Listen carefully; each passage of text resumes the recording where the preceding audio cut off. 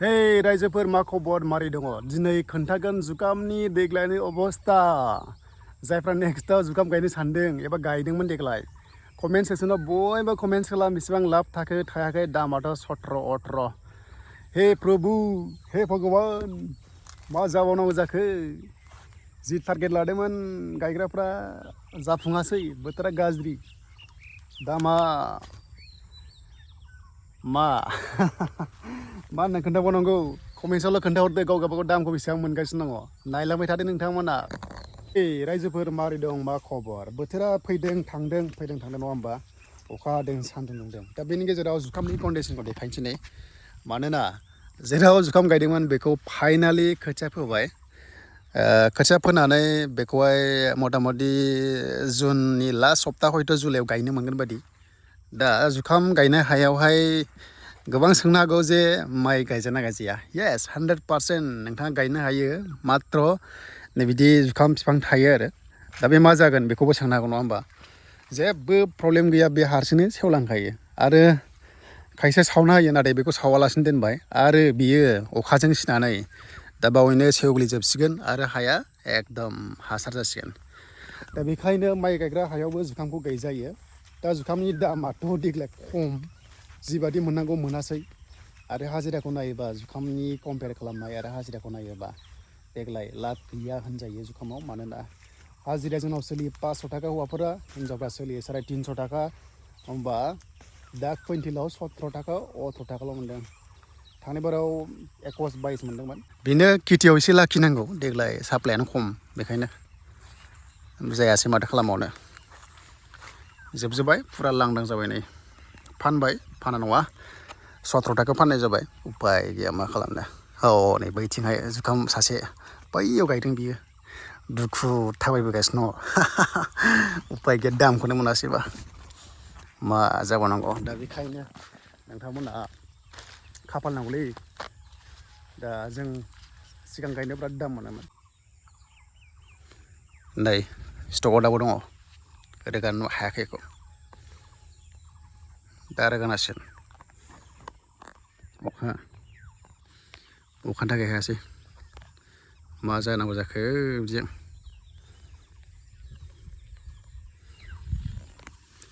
हरजोब्बाय नोंना 8 बिगा फिथाइया नै बावहाय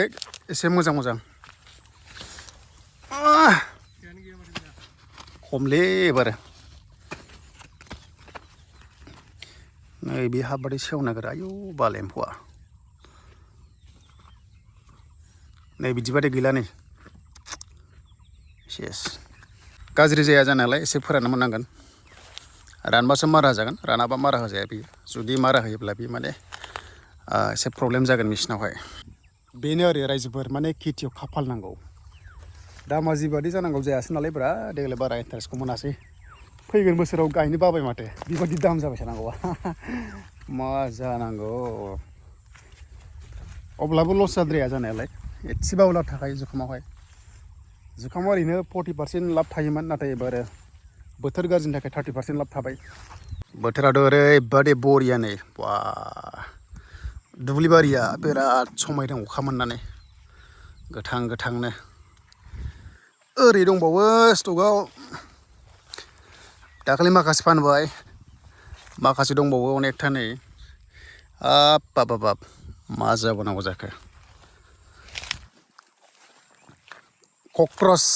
कक्रस खांखमा बोथोर BTC आवबो इउथ्सफोरखौहाय खांखमासो बानायनो सानखोना माखो माथो साख्रिखौनो होनो हाला सरकारा 8 मास जाबाय दाबो साख्रिनि खोथाखौ रायलाया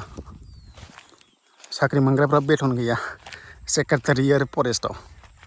बिदिजों मारै जानांगौ जाखो नायबाव दङ माखासे दामाल बैदि रोगानो हायो बेखौ ट्रेक्टराव दैखांगोन टेलारावहाय नै बिदि दोननो हायो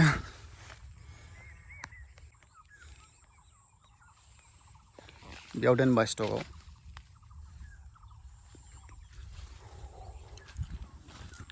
BTC सरकारा साख्रिखौनो होनो हाला नामा टेटनि रिजाल्टखौबो खनथाम जाबाय फिजिकेलि भेरिफिकेसन माबा माबि हेन टेन खालामनानै टना भेरिफाइ खालामबाय दाबो टेट केन्डिडेट्सफ्रा रिजाल्टखौ मोना आसलथे सिङाव मा जादों मा टेकनिकेल प्रब्लेम दङ खोन्थायाबो आसा होबाय थायो बयहाबो गाव गावनि लाइफनि खोथा दङ थाब साख्रि मोननांगौ बा मोना बेलेगाव ट्राइ खालामनायनि खोथा दङ ओरैबो जाया नेहोबाय थाबा मा जानांगौ जायगा आसामावथ' दा बावैनो नै 2 लाख साख्रिनि अफिसियेल नटिस फैसिगोन नाथाय बे नङा जे खनसेनो बोसोराव 2 लाख होगोन बे नङा बोसोरबायावसो 2 लाख साख्रि होगोन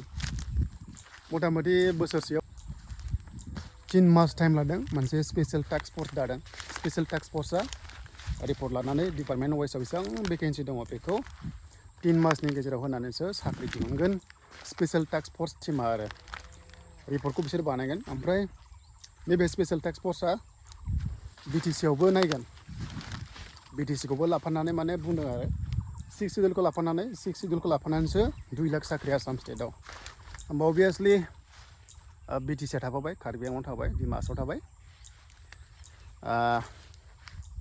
3 मासनि उनावसो मोजां साख्रि ओंखारगोन आरो नेथ'दो नोंथांमोना आरो BTC नि Gr.3 Gr.4 दासिमबो केन्सेल थाङाखै गोबां सोंदों आंनाव केन्सेला दासिमबो जायाखै दै बारा टेनसन लाथ'नाङा नाथाय आंनिफ्राय मोनसेल' रिकुवेस्ट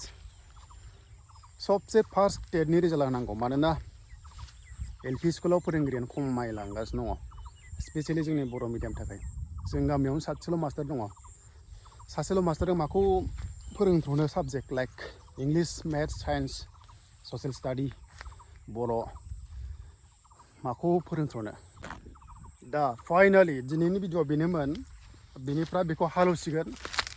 हालेवनानै बिफाङा सेवगोन सेवनानै फिनब्रैसो हालेवनांगोन जुखाम गायबाय नालाय फिनब्रैसो हालेवनानै फोमोननानै माइ गायजागोन आरो बेनोमोन दिनैनि ससे ब्लगा रायजोफोर गोदानै फैदोंबा चेनेलाव साबस्क्राइब खालामब्ला नोंथांमोना नायोल' साबस्क्राइब खालामाखै खालामदो माबार दे होमबा रायजोफोर बावनो दोनथ'बाय।